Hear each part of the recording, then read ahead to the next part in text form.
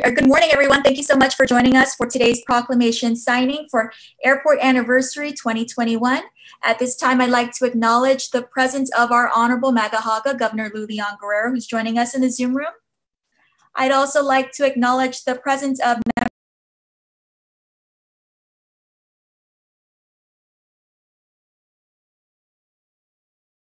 members of the 36th Guam Legislature. We have Senator Amanda Shelton, Legislative Secretary and Assistant Majority Leader. Committee on Air Transportation, Parks, Tourism, Higher Education, and the Advancement of Women, Youth, and Senior Citizens. We also have with us in the Zoom room from the 36th Guam Legislature, I see you, Senator Sabina Perez, Majority Whip, Committee on Environment, Revenue and Taxation, Labor, Procurement, and Statistics, Research, and Planning. Also from the 36th Guam Legislature, Hafaday, to Senator James Moylan, Minority Leader, as well as Senator Tony Atta. Thank you so much for joining us. We also have some cabinet members present with us, and this is actually for their agency. Former Senator John M. Kinata, Executive Manager for the Guam International Airport Authority. Welcome, good morning. And also Dr. Ricky Hernandez, Deputy Executive Manager for the Guam International Airport Authority. I'd also like to say hafaday to our GIAA Board of Directors. Thank you so much for joining us. We have Chairman, Mr. Brian Bamba, Vice Chairman, Mr. Big Sopti, Ms. Lucy Alcorn, Ms. Rosie Tainatongo, Ms. Doyan Morato, and Mr. Donald Weekly. So I'd like to go ahead and start our program with opening remarks from our board chairman for the Guam International Airport Authority. That's Mr. Brian Bamba. Mr. Bamba, go ahead. Thank you. If I'm experiencing any technical difficulties, just flag me.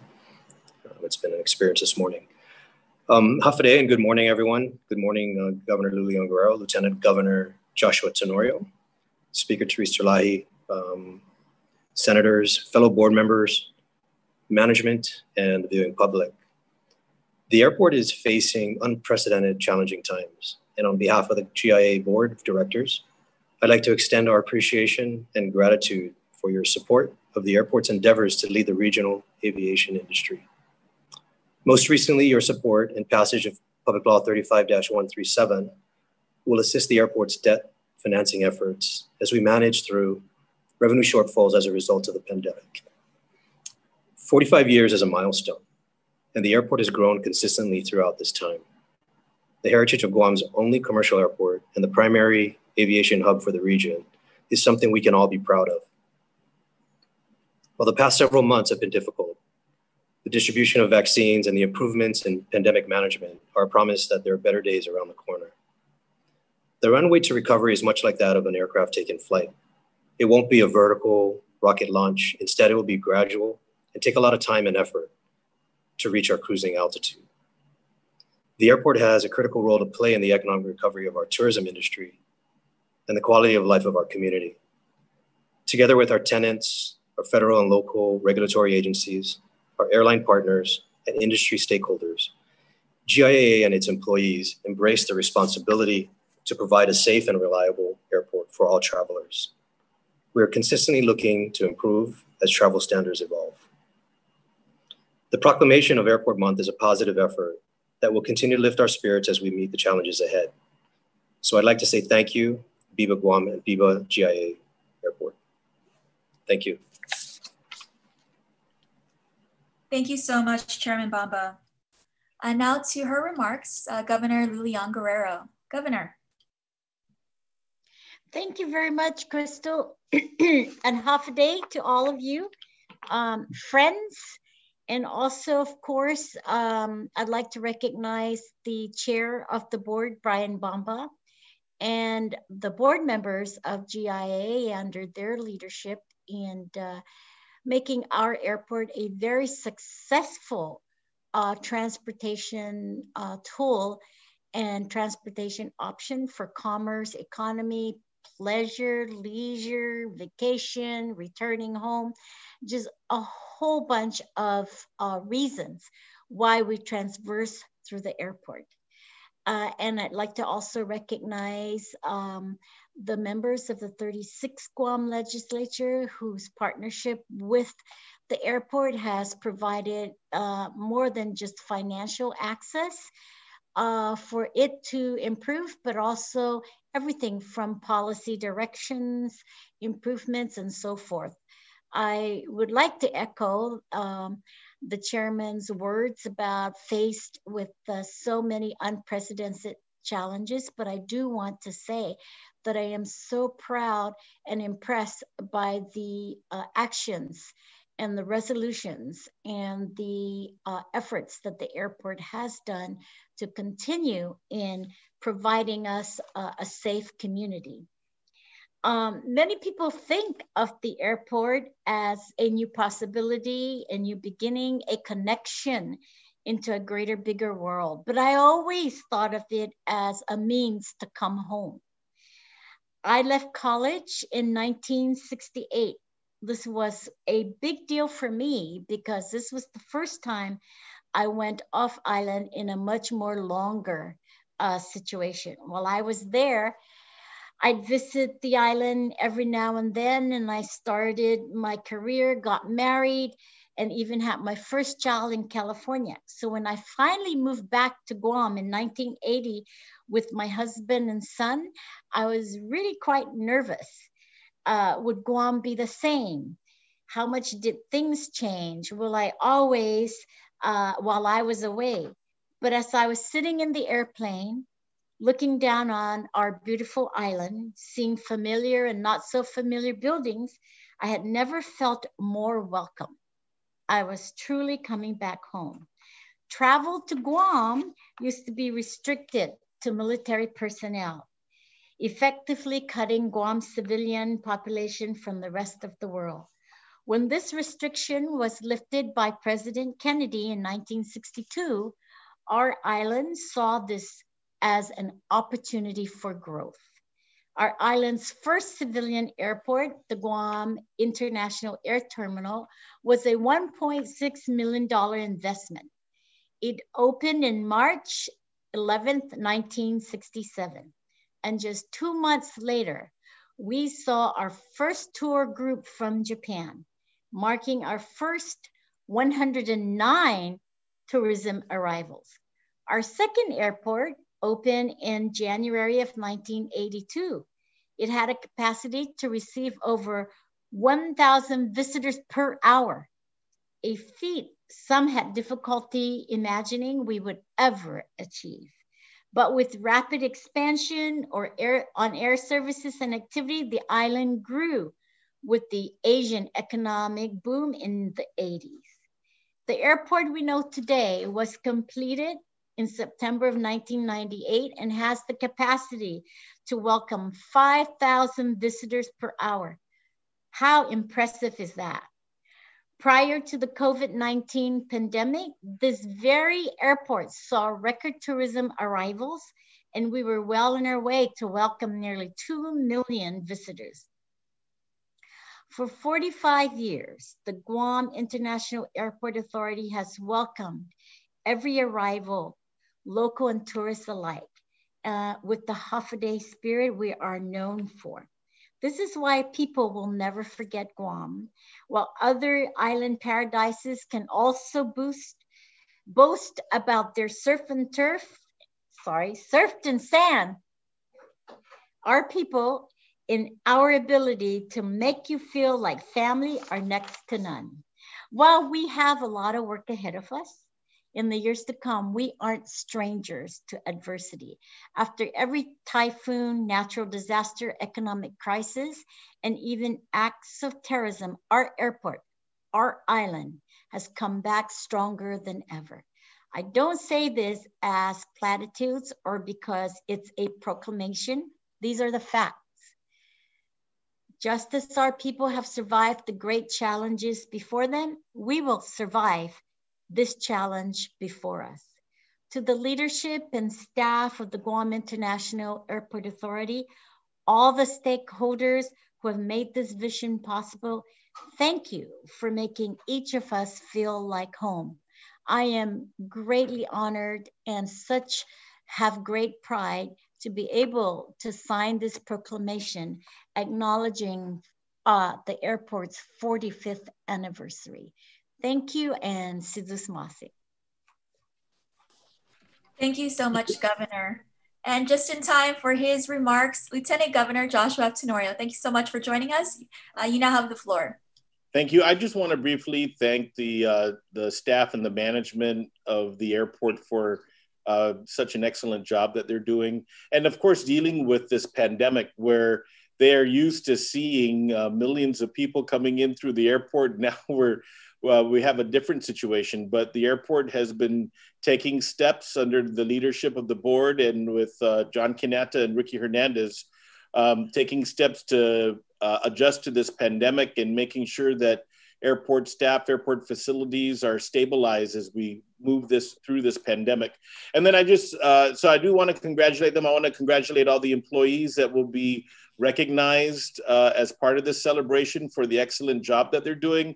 And I also finally want to thank the board members who are basically volunteers that come from all different parts of background and experience. And we have a pretty strong board. I'm confident that we're going to see so much more progress at the airport, and it will underscore the excellence that the Airport Authority is known for. So congratulations. Thank you, LT. Senator Shelton, your remarks.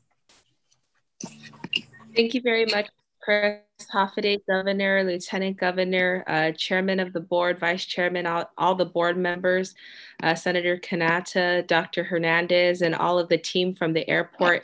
It's a pleasure to be with you today and to celebrate the 45th anniversary of the airport and to celebrate Airport Month with all of you in this proclamation and resolution presentation.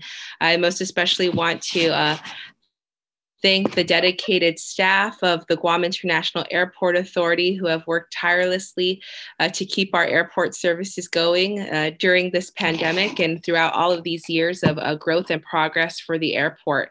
The airport has really paved the way for Guam's economic growth, helping to support our key economic sectors like tourism and the military. And the airport continues to be an integral part of our island's progress and our connection to the world. And in this global pandemic, the airport has remained our first line of defense against the coronavirus, working with our key partners to ensure our safety and the safety of our island's people. As the new oversight chair of air transportation, I really look forward to continued collaboration and partnership with the Guam International Airport Authority to work together to ensure that our airport is equipped to continue providing the necessary air travel services to our people and to all our visitors. We've done it before, and the governor has recently signed Bill 429 from the 35th Guam legislature, a bill that, as the chairman said, will help us to possibly save millions in debt service. And it's going to take a collective effort for us to rise to the current economic situation and help us all recover from this pandemic together and find new ways to develop resilience. So it's my pleasure to be here today and to celebrate with all of you. Biba Airport. Biba, thank you so much, Senator. I'd also want to acknowledge the presence of our last board of our director, Zenon Bellinger. You just joined us. I see you sitting next to Mr. Weekly. Thank you so much. So our GIA board is complete. Great to have you here with us. And now for the reading of the proclamation and the proclamation signing to be done by none other than our Executive General Manager, John Kanata. All right, thank you. And Manana Tzuzus to all the senators and the board members that are here today. Proclamation 2021-02, a proclamation of the governor. In recognition of Airport Anniversary 2021, whereas the Antonio B. Wonpat International Airport Authority, Guam, GIAA, serves as an integral role in our island's economic growth and as the regional hub of Micronesia and is a primary link to the international travel destinations. And whereas the GIA expanded the airport's footprint with the transfer of title of 1,417 acres of former Naval Air Station properties under the Base Realignment and Closure Act, which is called BRAC. And whereas the GIA has moved forward with the robust development through the last several decades to include the construction of the roadway Route 10A, Airport Industrial Park, Teason Business Park, and the Airport South Ramp to support the operations of aviation and non-aviation related businesses, such as the integrated cargo facilities, express package and mail providers, private hangar operations, and lease facilities. And whereas the GIA has completed constructions of 2 additional Transportation Security Administration screening lanes to maximize efficiency and screening of passengers, allowing for an additional 1,400 to be screened on a daily basis. Whereas the GIA initiated the application with the Federal Aviation Administration to authorize the spaceport operations from GIA facilities to open new business opportunities for the airport and Guam. And whereas before the global 2019 COVID-19 pandemic, the GIA was on the cusp of receiving 2 million passengers a year, having posted 1.8 million arriving passengers the prior year. And whereas since the beginning of the global COVID-19 pandemic, the GIA, along with key airport partners, regulatory agencies, and other airport support entities, has continued to support essential air operations, servicing daily passenger flights and increased cargo flights to and from Asia, and various technical stops from air operators not normally scheduled to conduct flights to and from Guam. And whereas the GIA launched the We Care program in response to the global pandemic, which is the airport's community collective set of protocols and measures implemented to effectively operate safely and securely in the new travel environment. And whereas the GIA has received the Safe Travel designation from the World Travel and Tourism Council, recognizing its new and enhanced measures that has met the standard of global protocols for airports. And whereas the GIA has achieved a milestone in the construction of the International Arrivals Corridor on this auspicious day of the proclamation of Airport Week 2021, with the placement of the final steel beam installed to its 3rd largest capital improvement project. And whereas, as we celebrate the 45th anniversary of our island's airport, we are reminded of the many contributions it has made for the people and the economy of Guam. And we envision the airport to move forward as a major player in the international travel in the Pacific region, enhancing global connections for many years to come.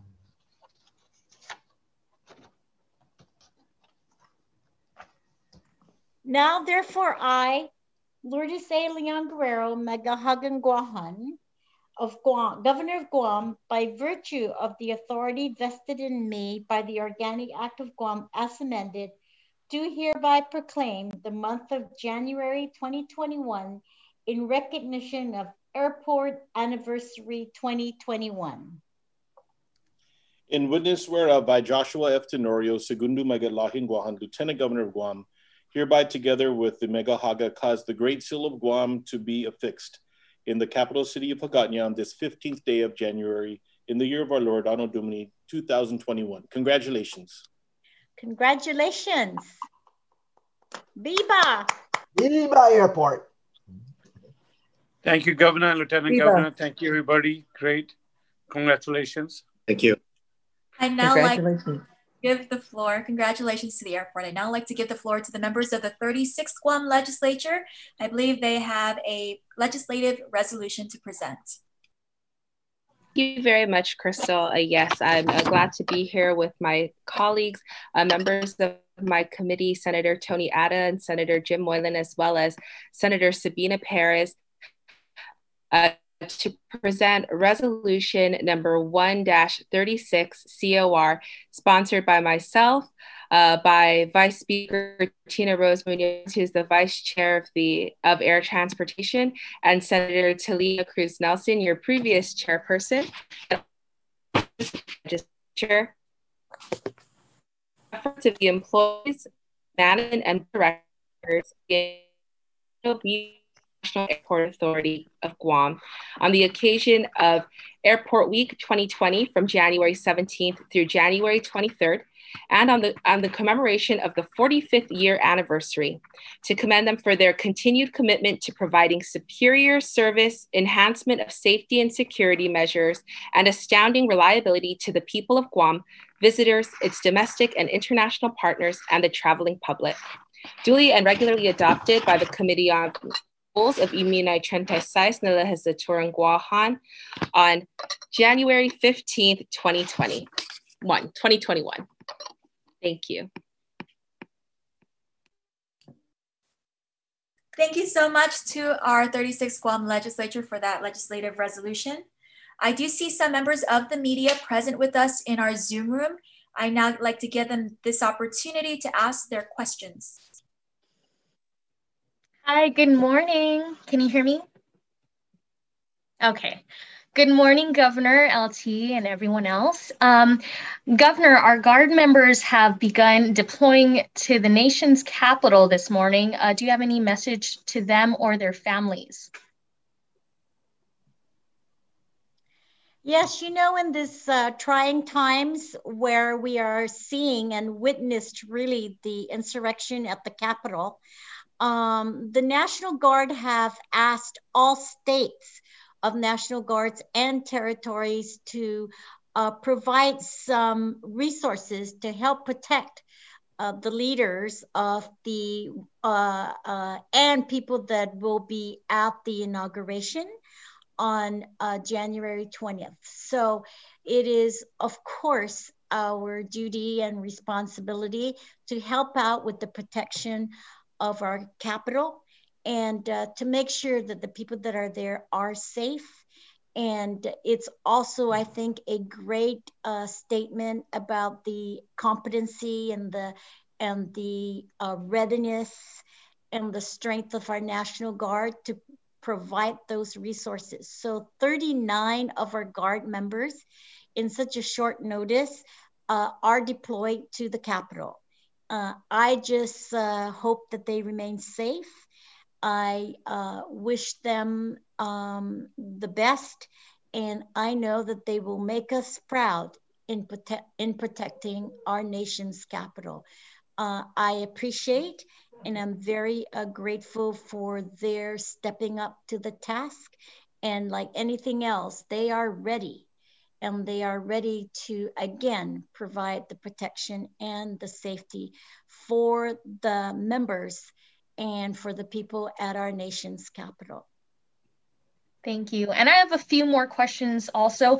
Governor, can we please get your reaction to President-elect Biden's American Rescue Plan? I think it's a great plan. And I was just at a NGA conference of governors called this morning at 7 o'clock. And President Biden's designee for National Economic Council, Brian Diaz, was there, and he actually rolled out the rescue plan of the Biden administration before the president had gone on national TV. And I am aware that the president's mode of direction is rescue/recovery. So his plan is going to greatly help every state in every governors of the territories. We are included in that plan, Tyler, and they are going to be rolling out state-funded aids, and they are going to be pumping in also for small businesses. They're going to be pumping in for transportation. Airports are going to get some major financial aid, not just the air transportation, but also street transportation. So we should be getting some aid also for our GRTA. They're pumping in a lot for vaccination, contact tracing, testing, and also money into education.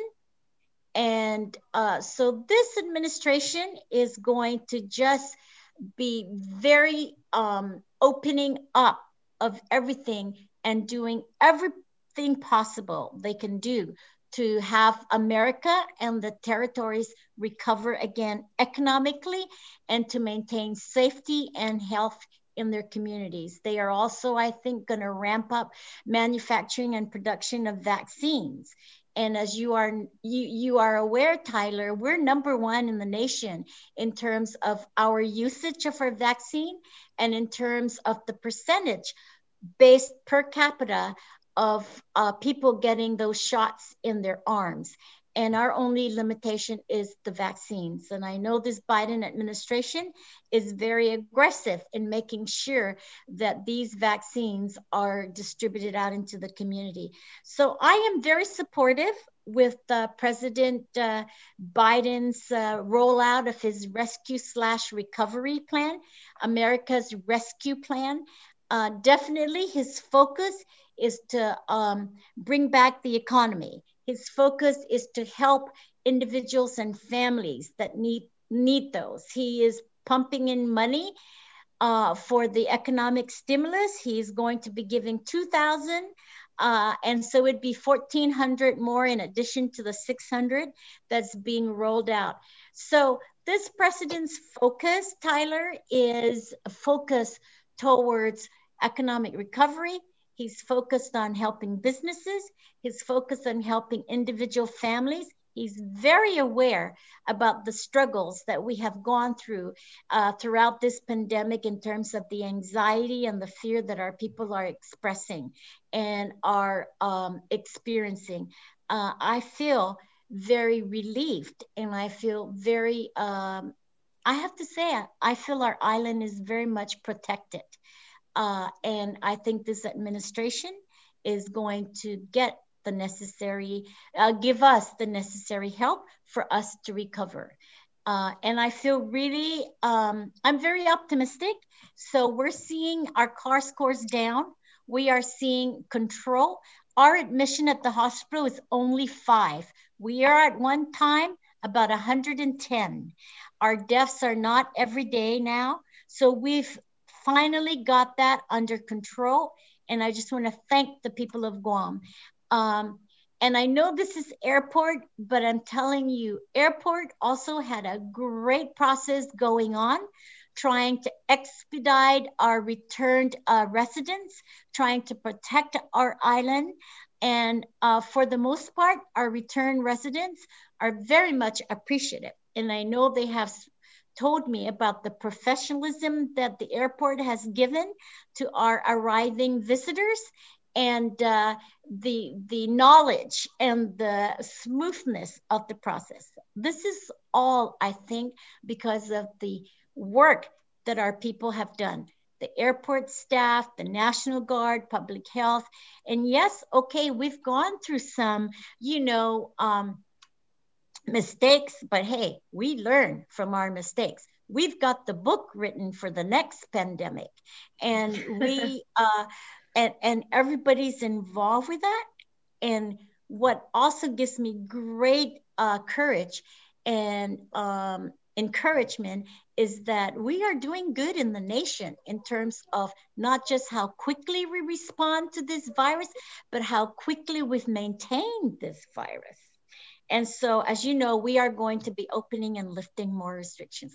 I know that's a lot to answer in your question, but very impressed with all the work our people have done and the partnership that we have done to make it happen, both from the public sector, the private sector, the community, our leaders, and our officials. So.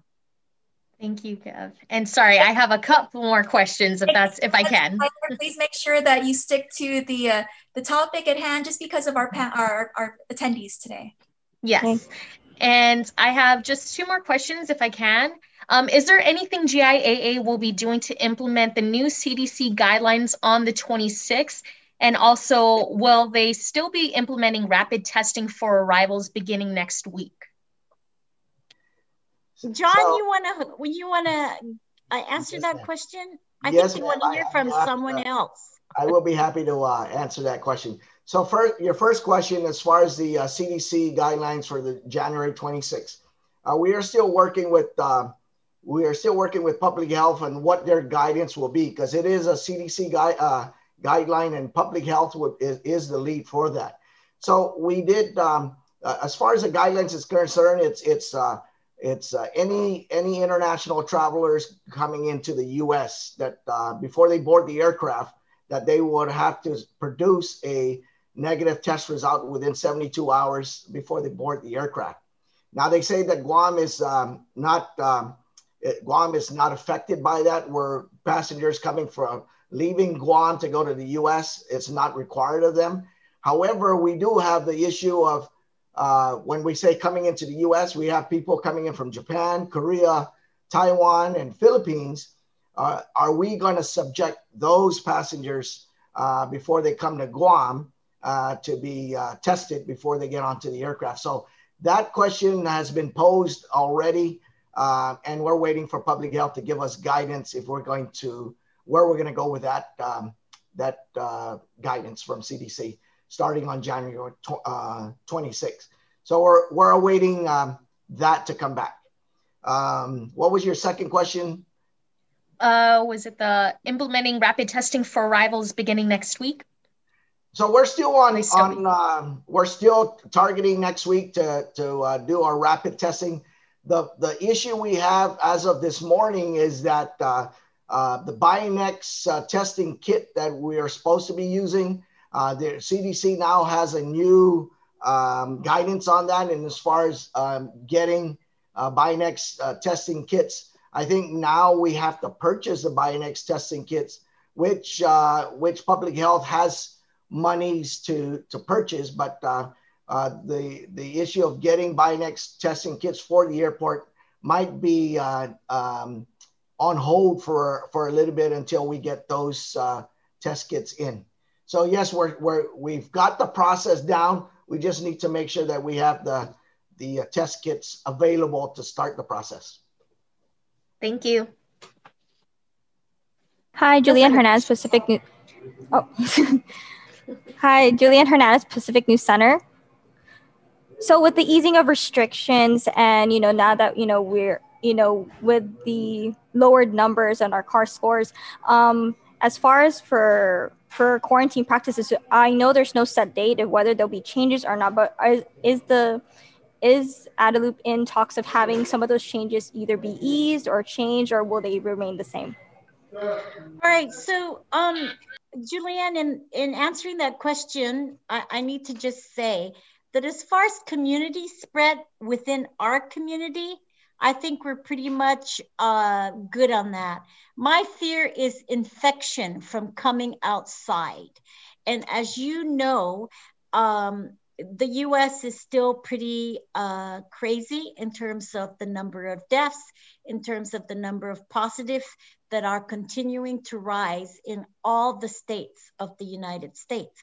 So the source of greater risk for exposure and infection is people coming in and returning to our island from those areas that have those increased and very risky infected areas. So my thinking on that is, as we continue to vaccinate our people, and as our people continue to be protected from the effects of the virus, and as we continue to maintain, we will look at these quarantine protocols. We probably won't lift quarantine. It's a matter of, should they be quarantined at a government facility or should they be quarantined at home? That's going to be where the decision is. As far as quarantine, we will probably continue the quarantine protocol for 14 days. But where we do it is the one that probably would either be modified or altered. But we have to be assured that when they are self-quarantined, that they are complying and that they are adhering, because our last surge was a result of someone that violated self-quarantine and infected a community that spread really fast. So, you know, historically, we have evidence that kind of makes us a lot more cautious in lifting quarantine, and to make sure that we do have a robust monitoring system. And of course, we would solicit the help of the community to please adhere to the self-quarantine if we go that route. Thank you so much, Governor. No further questions. Thank you all for attending today's proclamation signing for the Guam International Airport Authority. That concludes today's Facebook live stream, but I do encourage our attendees to stay online for a group photo after I end the stream. Thank you all.